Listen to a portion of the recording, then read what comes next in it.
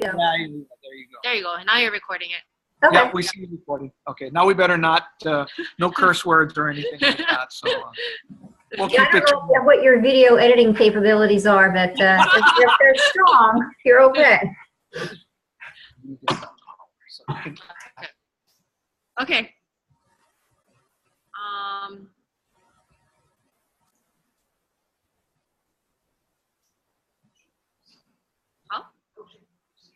Okay, so how should we proceed? Should we just ask you our questions and then kind of give you some background of where it was coming from, and then? Well, let me see. Let's go through the questions, and then if I have, sometimes they just have a simple answer. I may have some questions that would require background, but we may be able I might be able just to talk you through the thinking.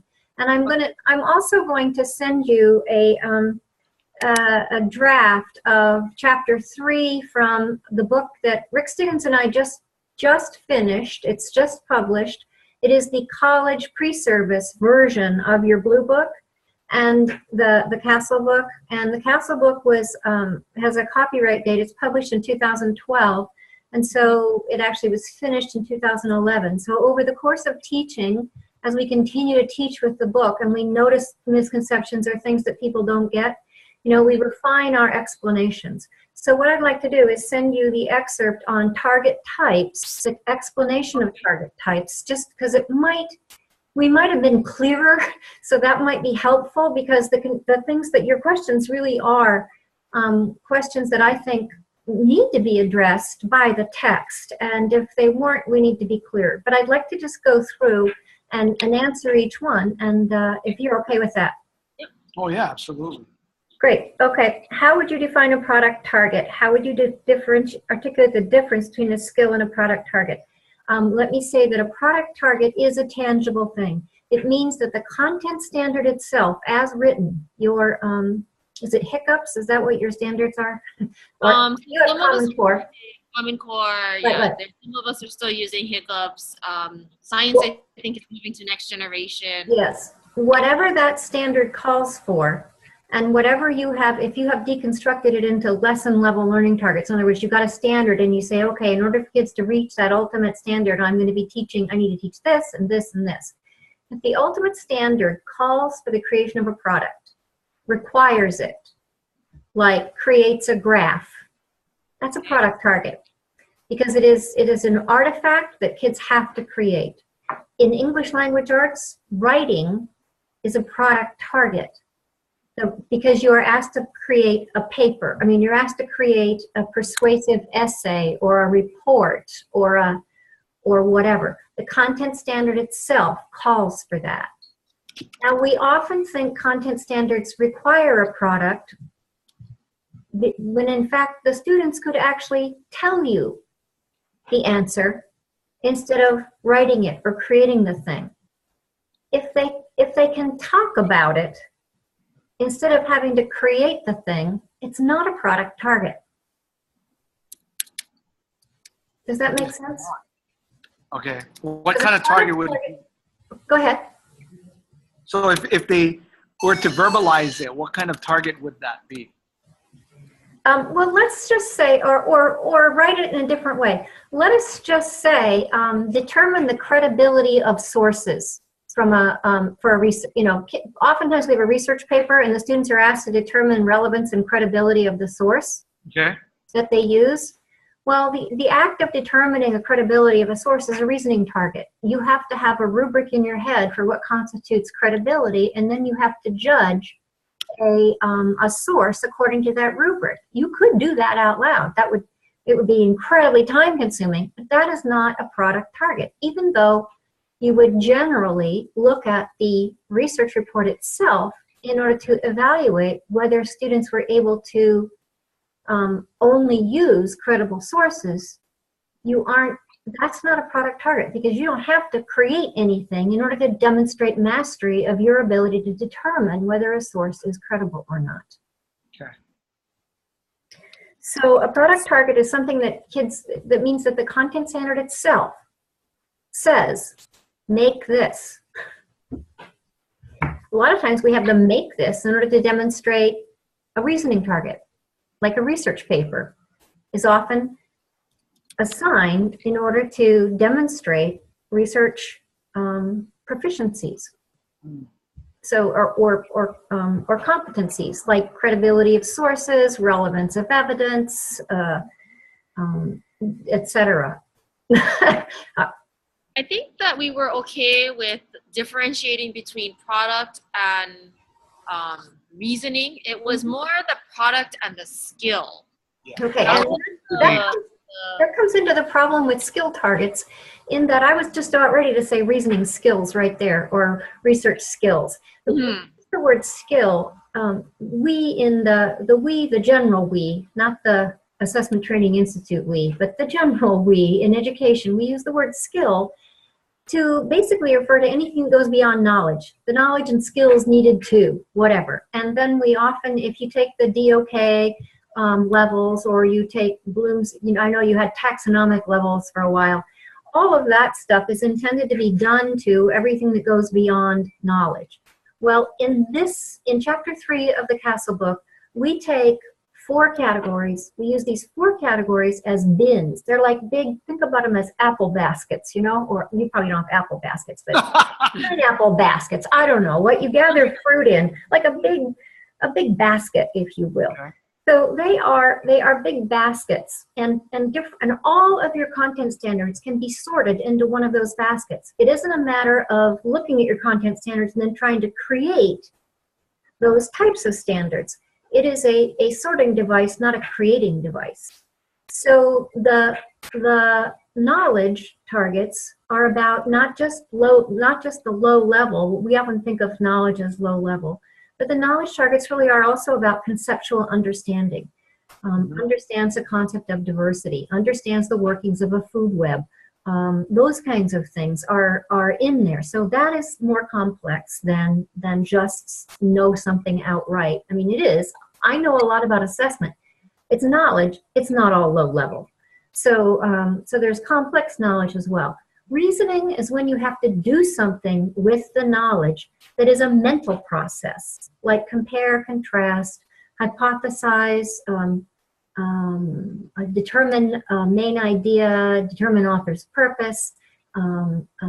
Math problem solving is all in the reasoning. For us, we would say math problem solving skills. However, in these 4 bins, skill is a bin that is reserved for something that you have to watch or listen to in order to evaluate.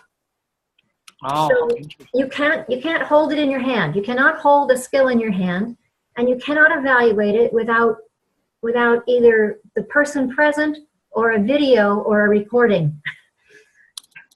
So it isn't something that is separated from the person doing. And a skill target is a very narrow category for us, and that has an assessment reason, because these are assessment categories.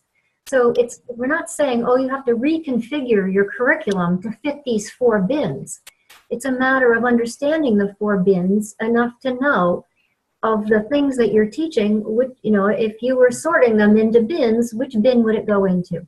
So some content areas don't have any skill targets in their content standards. I don't know that social studies has any skill targets in it, generally. However, things like PE, physical education, dribbles the basketball to keep it away from the opponent. Sports are understanding the rules, knowing when to apply them, and executing a bunch of physical skills. Art has skill targets in it in terms of the physical actual. And now, interesting thing, art has skill targets, but you really could look at the art and determine whether or not the person had executed that well. So that's an exception to my little rule. That would be a product. It is a product, but perhaps if you have like music or the band class. Yeah, would skill. Because you can only listen to that. Right. But if also in music, we often have composition content standards, and that's a product. Right. So I'm going to go back to art for a minute, because I might, if I'm teaching a ceramics class or a pottery class, I might teach kids how to make slip. Well, that's actually, I mean, that's procedural knowledge. I don't know. I'm getting myself out on a limb here. Besides that, it's not a problem for art. No art teacher is going to assess the wrong stuff accidentally. They know what their products are. They know what they're looking for. At least that might be an overgeneralization. Mm-hmm. But in the arts, it's a little clearer that you're not just going to give a multiple choice test and expect to get information about your content standards. Whereas sometimes in content areas, we think we can get more than we really can out of create a product, but it's really a reasoning target type of thing. Or conversely, we really like to be project-based, and so we don't realize what we're not getting. Mm-hmm. So anyway, skill is this very narrow category that often gets confounded with reasoning, because we think of reasoning skills, problem-solving skills. And yes, I'm not saying don't say that. I'm just saying that when you're using chapter 3 of the book, remember that if you're going to toss it into the skill basket, it has to be something, keyboarding is a skill. It requires knowledge, it requires some reasoning, but it's ultimately, and I'm not that great at it. It's a manual dexterity thing, and some people are great at it, and I should be better than I am. I'm a lot better than I was, but it isn't just about, I can't reason my way through it. I actually have to make my fingers do the thing. Okay. So solving a math problem, like an equation or something like that, even a word problem, is more of a reasoning target than a skill. Well, sometimes, but if you look at your simplify your simplify thing, if all I have to do is apply a protocol that I have memorized, I know what to do next. It's procedural knowledge, which is not low level. No. A lot of math problem solving is procedural knowledge. If I have to select the strategy, if I have to do if there's some options here, then I'm into reasoning. Right. But if simplify, if there's only one way to do it, then that's an algorithm that I have to know. So that's procedural knowledge. And procedural knowledge can be very complicated. Surgeons have a lot of procedural knowledge plus the skill. But you have to have the skill to carry it out. But before that, you have to have the procedural knowledge. So just because you label it knowledge, people are going to say, oh, no, it can't be that. It's more complicated. And that's a misconception. Okay, that's a good qualifier. Yep, that's right. Okay. And also, it seems like the verb that precedes the outcome is really important. It is. It's not always the definer. Right. A lot of times, people will put a verb there because they want it to be a deeper level, which is it. It's for me. May I speak bluntly? It's nonsense. Yeah. The content standard carries with it its level of complexity. Unless you guys are running out of things to teach before you run out of year, right? I would trust that your content standards have, particularly if you're using the Common Core, they have embedded rigor in them. So something about we need to get more rigor in it. You could just look at them as they are, and there's plenty of rigor there. I agree. It's not like you have not enough to teach. So there's, from an assessment perspective, but also I was a curriculum developer for 9 years when I was in a school district. From a curriculum development standpoint, it makes sense to have your content standards reflect what's most important for students to learn and be written at the level of cognitive challenge. So if you want them to learn how to compare and contrast, that's one of your content standards. Compares and contrasts historical events or point at the perspective of the aggressor and the aggressee, or so you're using knowledge, but you're also performing an action that a historian would, what do social studiers do in life beyond school? So is our curriculum set up to be a combination of the know and do? And the do is different in different disciplines. In social studies, the do is mostly reasoning. Mm-hmm. In reading, the only skill target is reads aloud with fluency. It's a big one, but reading aloud is and that's something that readers do. That's something that we need to know how to do. But almost all reading targets are reasoning. Once we get beyond learning how to read, procedural decoding and those are skills. Then we get the reading to learn or the reading for pleasure. Then we're into it's all in the head. Okay. Now, you might have kids create a product so that you know, because you can't really look inside the head. So you do have them create a product sometimes to an actual essay, poster or something. But you're not evaluating the product. Your rubric isn't about the product. Your rubric needs to be about the learning target, which is reasoning. And that's where people get mixed up. I like that image about the reasoning stuff is what's happening inside their head. And we can't look inside their head. So we have them create a product, which is a representation of what's going on inside there. Or we have them write something. Right. We have them answer a little essay question. Written response is strong. Many reasoning targets admit of selected response assessment. Determining main idea, inferring, generalizing, which statement is the hypothesis that da-da-da-da-da. It's not quite as deep as having them write about it, but you can really get at, do they understand this pattern of reasoning through selected response? And you can also ask them. And that is why the chart on page 94 in the Blue Castle book that does target method match for reasoning, it has good, strong, partial, strong. And I personally argue with the performance assessment partial. I think it's good, but hey. That chart might be something that would be a good one to do with coaches. Just let's talk about those matches. Let's talk about what's in there. So if you wanted to do a little tutorial on that at some point, that might be, an hour or a 45-minute video conference. Okay. I think we tried that, and I think we created something where we practiced. Find it. But that chart comes after you understand the target types, because if you're misreading the target types, the chart is going to make no sense. That's our period bell, so please excuse that. Yes, that's fine. Are you you're not rushing off to teach at the moment? Not yet. Okay, all right. Well,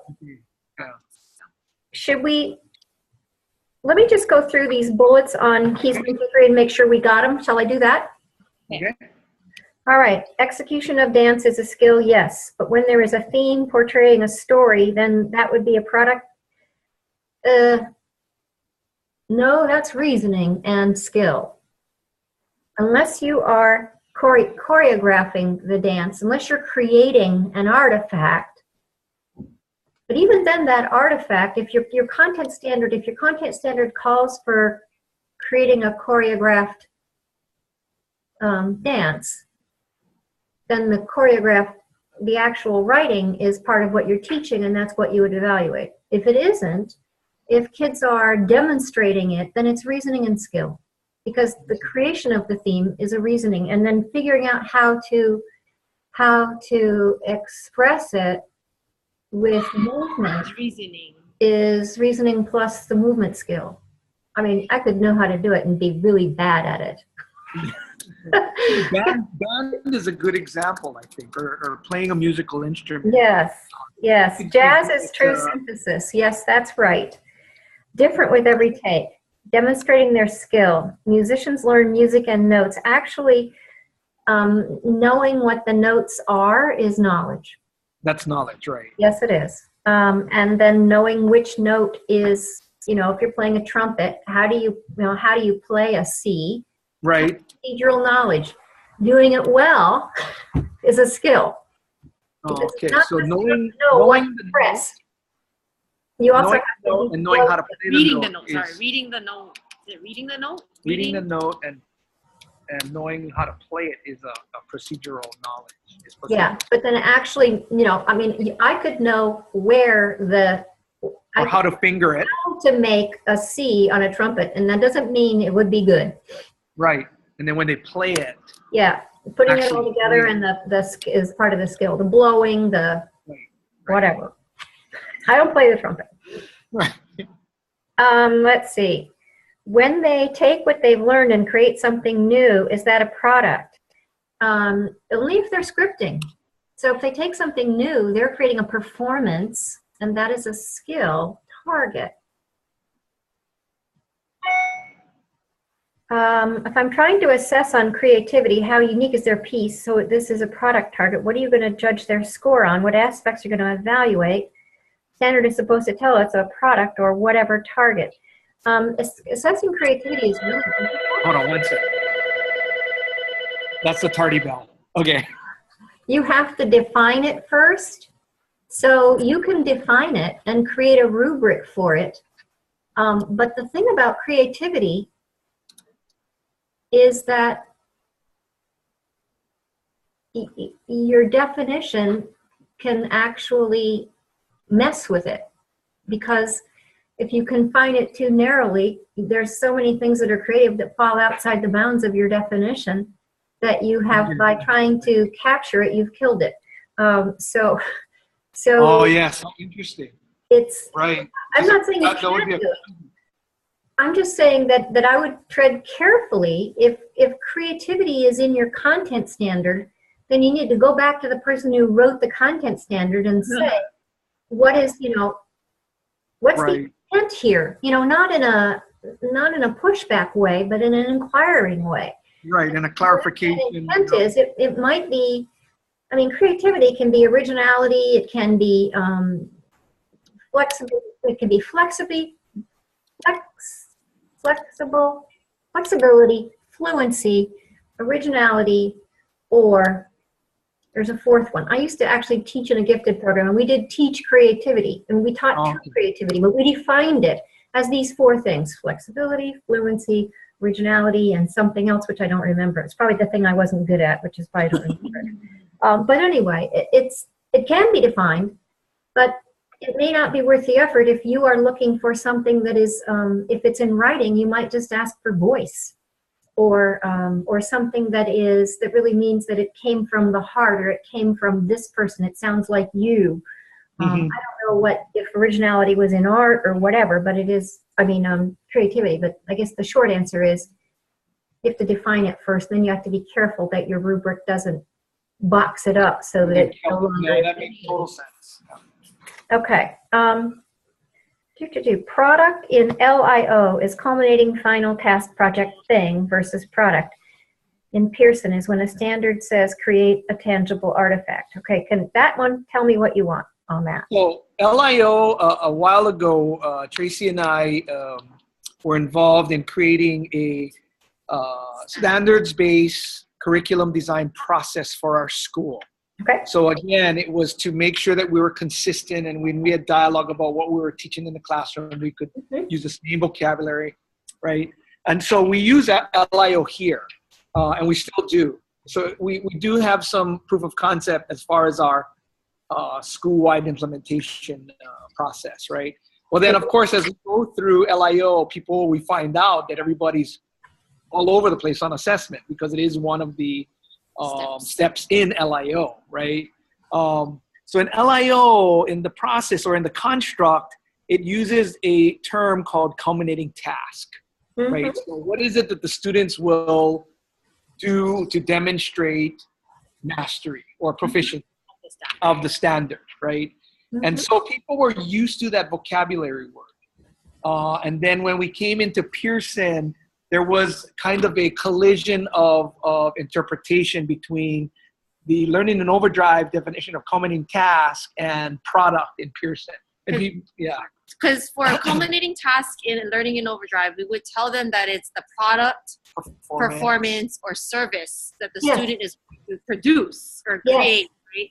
And so what Mark is saying is that the word product that we would use, so like it would be a essay or some paper, test, or a poster. But the thing is that it's the learning targets themselves. You can evaluate those learning targets with a product. That doesn't mean they're product learning targets, because I can evaluate reasoning with a product. I can't evaluate a skill with a product unless maybe it's art. Oh, interesting. You know, art is an interesting one because we often get into these relatively deep dialogues about art, you know, in our coaches' meetings. Yeah. It's a really interesting subject. Yeah. Well, so does that kind of give a sense of that there's no conflict here? Your culminating task is their evidence, and their evidence is the assessment. And the important thing is to pay close attention to what is an assessment of. So what are the learning targets or the content standards that you are saying this is an assessment of? And then evaluate within that context. That's how you know what your rubric needs to have in it, because the rubric has to match the learning targets. So that's another a revelation, I think, or discovery that we've made in the coaches, is that as we've gone through Pearson, one of the things we found we're most consistent in our inconsistency is deconstructing the standards. Yeah. Right. And so that has been an impetus for us to really dig into them, and because without understanding that, then the assessment part it becomes even more challenging. So yeah, because the content standards aren't written to be assessed on a regular, ongoing, formative way. They're written to be culminating pieces. But if you just create tasks that embed the culminating product and then expect kids are going to learn by going through it, you're doing a whole bunch of remediation and teaching, and a lot of kids don't get it, and the products are all over the map.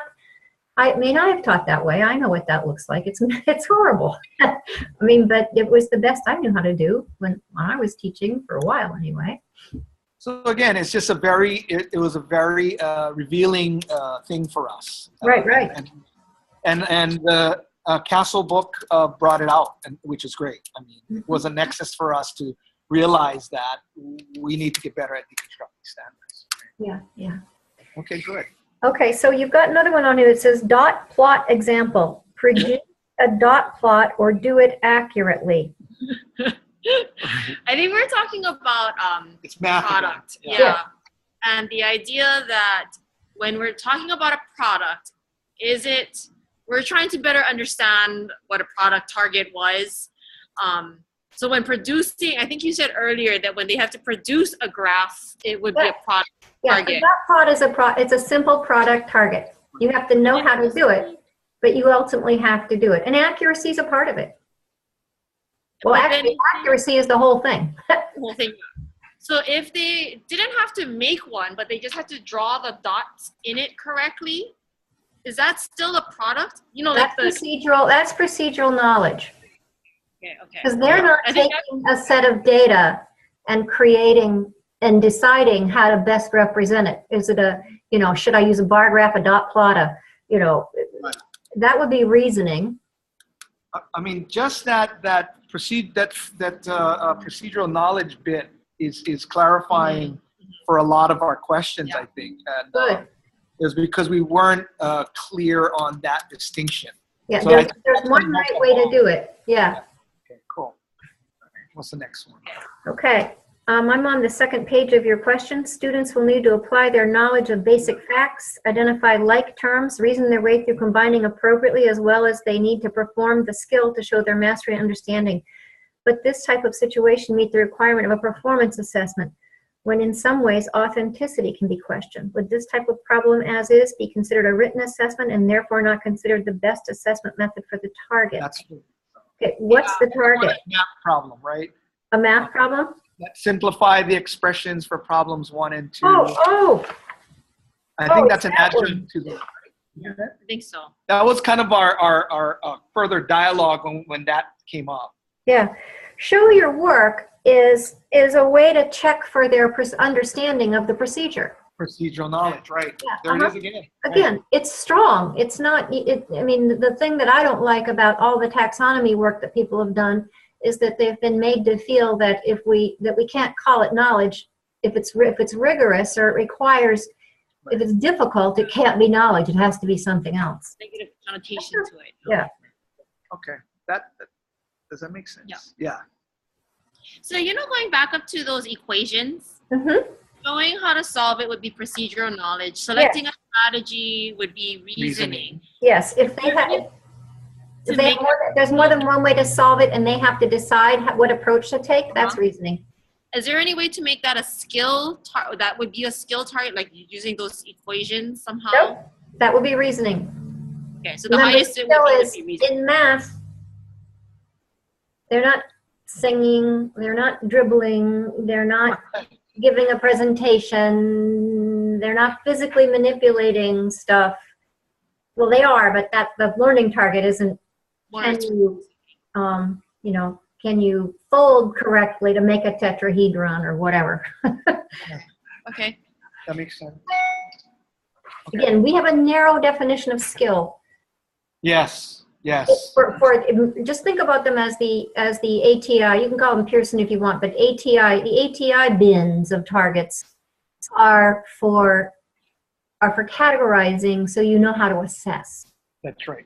We're not trying to get you to change what you think or what you call it. Just know that when it comes to assessment, you have to think about, we tried for years to find a different term other than skill because it is so confusing. And we just couldn't. But because there is this narrow group of things that require you to combine everything together and actually perform. And the reason that's a bin is because large-scale assessment can't usually measure that. Whereas they can measure, if you call it a skill and it's reasoning, that can be measured. But it cannot be measured with a written or a multiple choice. So what is the stuff that can't be written with multiple choice? It's either a product target or a performance. So if it helps to put the word performance in front of skill, I did that in this last book. Performance skill. Just because it helps people clarify what we mean by skill. Okay, that's good. All right. Summative versus formative. Okay, if your standard has multiple main targets, do you separate summatives for each target and the grade as is, or do you separate summative assessments, put it together to determine efficiency when it comes to That's our math guy again. Well, that depends. That depends on your grading system, and what your grading system has in it. I'm sure that's another, and that's something that is best addressed after you have the assessment stuff sorted out. That's right. Most grading problems are not grading problems. They are target problems. They are key to clear target problems. And when you get your key to clear target problems sorted out, the grading becomes easier. But I can give you a simple answer to this one, even though it's not a simple question.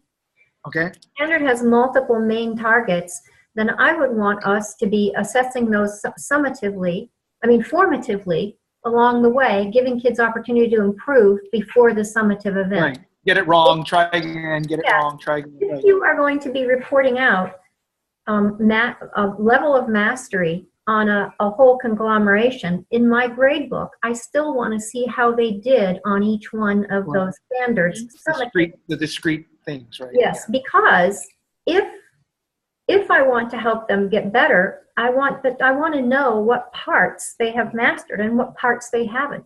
And even though the report card isn't going to carry that information, it's really helpful to the student and the parent and the teacher. Right. So that's my simple answer there. That's definitely one of the philosophical, I shouldn't say that, one of the perspectives we're using as motivation, that our instruction refinement is going to be driven by sound, valid assessment practices. Yeah. Making better decisions about what the kids need is springing out of better assessment. Yeah. Right? Yeah. Okay. All right. Good. Does Pearson advocate? Is there a reason the book didn't start with the cycle? Yes, there is, and I'll tell you why. It's in chapter 4 because the first 4 steps of the planning cycle, step 1 is key 1, clear purpose. Step 2 is key 2, clear target. Step 3 is sound design, is select the method. Step 4 is sample.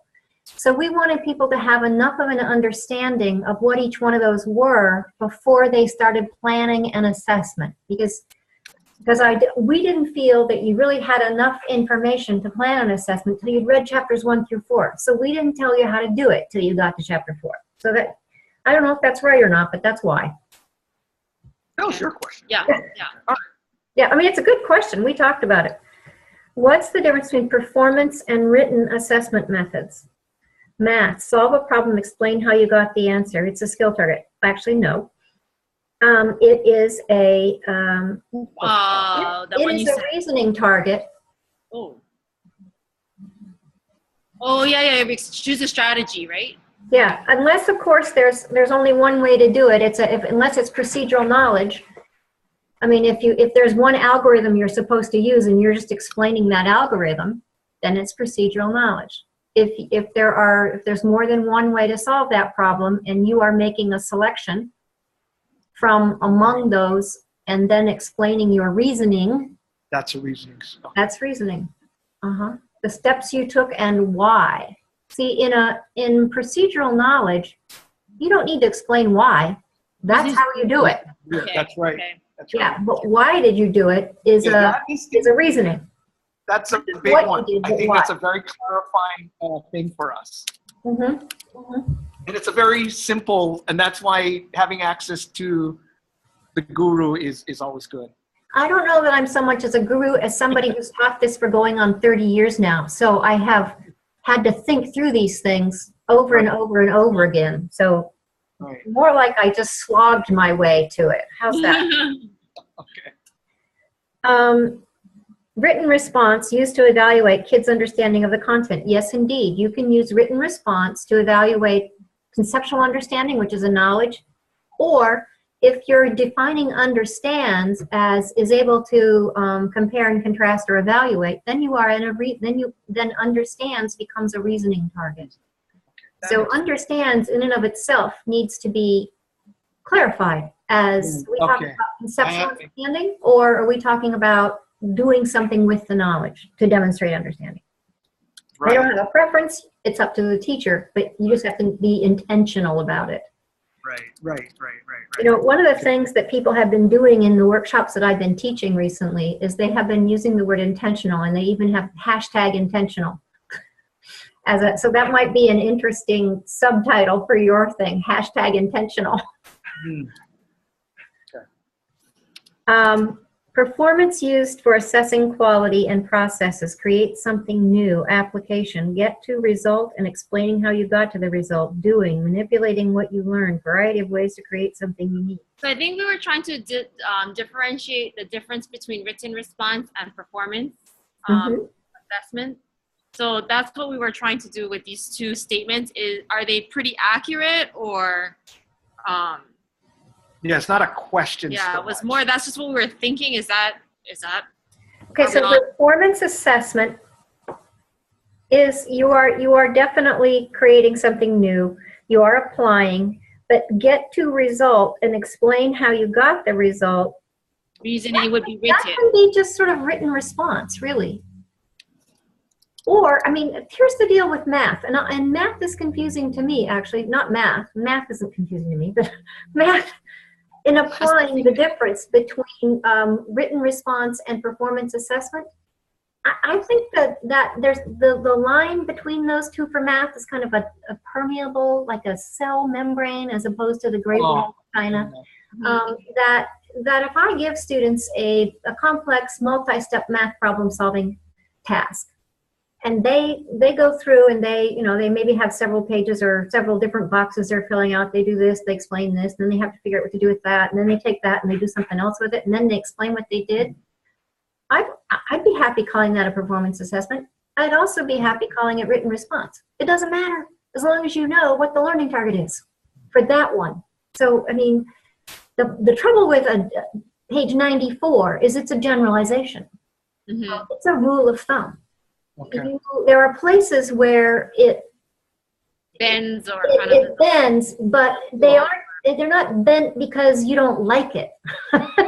It's not a matter of, well, if they can bend it, so can I. No, there are hashtag intentional. Reasons or not. Prompting. Pearson wants us to, is Pierce, when you say Pearson, do you mean the book? Yeah, Yeah, book. Castle. Yeah. Okay, because I know Pierce is the company. we're being videoed, so I'll just say, Rick, Castle. Jan, Steve, and Judy want you to prompt real people, prompt students to give them the best chance to demonstrate their learning. But philosophically, we don't prompt. Students are expected to remember and apply without prompting. I think this was in a test. So, you know, in the ESPA test, or in the Smarter Balance Assessment test, Yeah. that they don't prompt, you know, the kids. They just say, here's the problem, go figure it out. Yeah. And so we had a dialogue about, well, how much prompting do we give without giving too much? Yeah. And here's the deal with this, and this is just common sense, but it's also called scaffolding. So you look at you know, how much help do kids need? So you start out with that much help, and then you have to, but they have to learn how to begin to do it without the help, because ultimately, not just because of the test, because if you're going to say they've reached mastery, mastery doesn't mean they have you in their pocket. Mastery means they can do it without you. So that gradual release, if you will, the removing the scaffolding and having kids, hashtag intentional, having kids intentionally, you say, ultimately you're going to be able to do this on your own.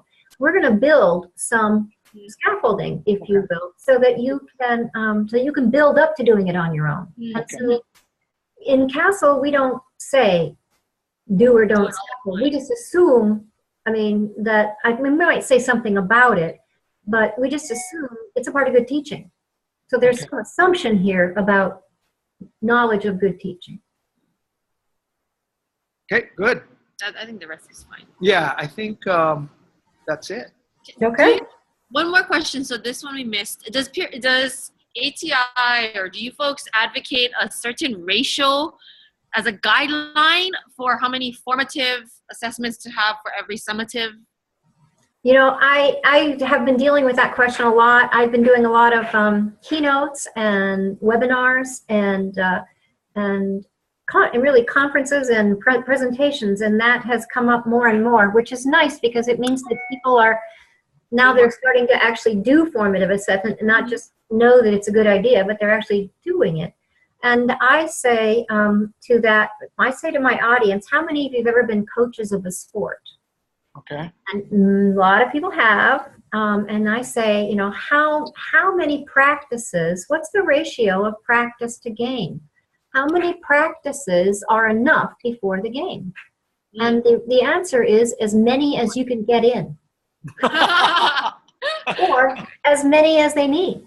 Right. I mean, it's a judgment call based on what you see in front of you. So that's the best analogy I can use. I mean, a coach would never say, oh, we only need one practice. Well, maybe you do, because they're right there.